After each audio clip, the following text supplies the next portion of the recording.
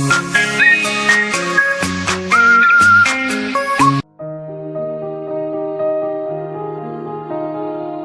મિત્રો, સ્વાગત છે તમારું આ અંશ યુનિક ચેનલમાં.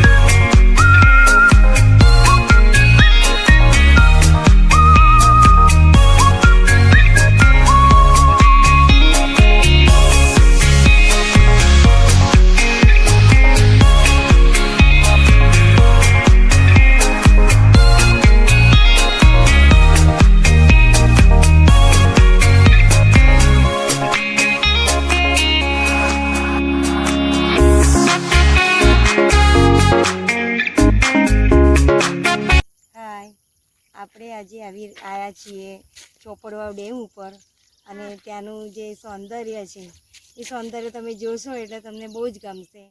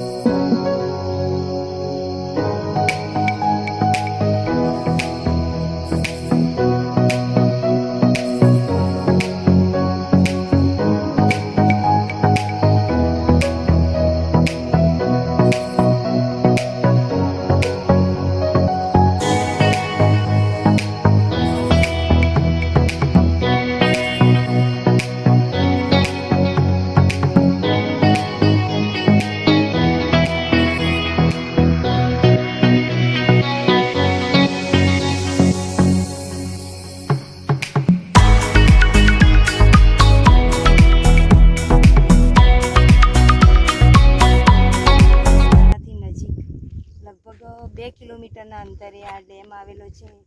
આ ડેમ ચોપડવાવ ડેમ કહેવાય છે અને અહીંયા લગભગ દરેક સ્કૂલના છોકરાઓ પણ પિકનિક માટે આવે. પછી નજીકના સ્થળના જે લોકો હોય છે એ પણ અહીંયા, જે નજીકનું સ્થળ છે ને તો બહુ જ સુંદર અને સરસ આપણને લાગી રહ્યું છે. અને તમે જુઓ તો ખાસ કરીને ચોમાસાની ઋતુમાં જે આ ડેમ છે એ ડેમ આખો ભરાઈ જાય છે.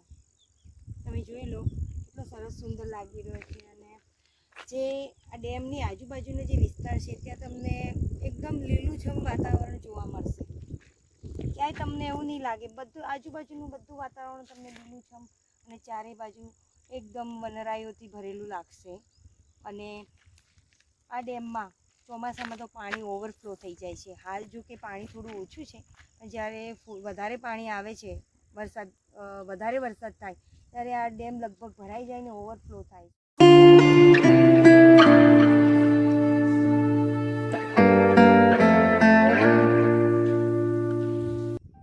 નમસ્કાર મિત્રો, હું છું નર્મદા જિલ્લાના અંદર અને પ્રકૃતિના ખોળામાં વસેલો આ જિલ્લો અને એનો એક તાલુકો છે સાગબારા. અને સાગબારાનો આ વિસ્તાર જે આપ જોઈ શકો છો કેટલી લીલોતરીવાળો અને લીલોતરીમ વિસ્તાર છે. પ્રકૃતિના ખોળે વસેલો આ વિસ્તાર છે.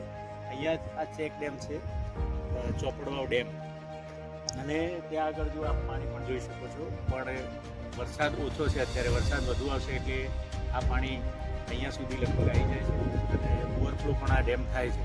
અહીંયા આજુબાજુની જે શાળાઓ છે એ શાળાઓ પણ પોતાના વિદ્યાર્થીઓ સાથે પિકનિક માટે અહીંયા આવે છે અને સરસ વનભોજનની વ્યવસ્થા અહીંયા કરે છે. આ વિસ્તારના અંદર આપ પાછળ જોઈ શકે છે અહીંયા વનભોજનની વ્યવસ્થા પણ છે અને લોકો ત્યાં આવી અને વનભોજન કરે છે અને છોકરાઓ સાથે ખૂબ મજા માણે છે.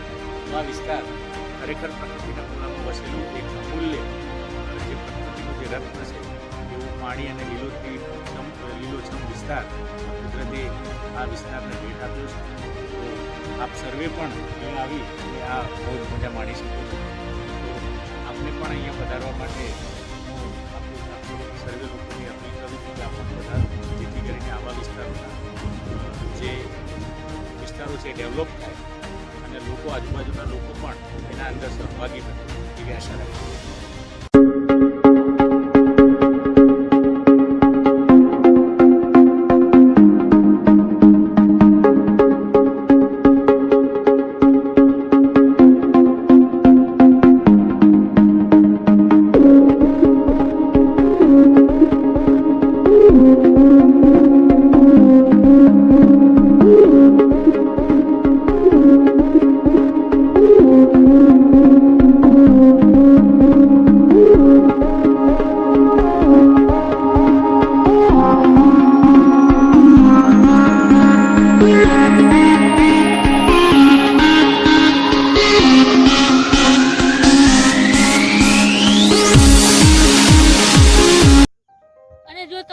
ગમ્યો હોય તો લાઈક કરો, શેર કરો અને સબસ્ક્રાઈબ કરવાનું ભૂલતા નહીં.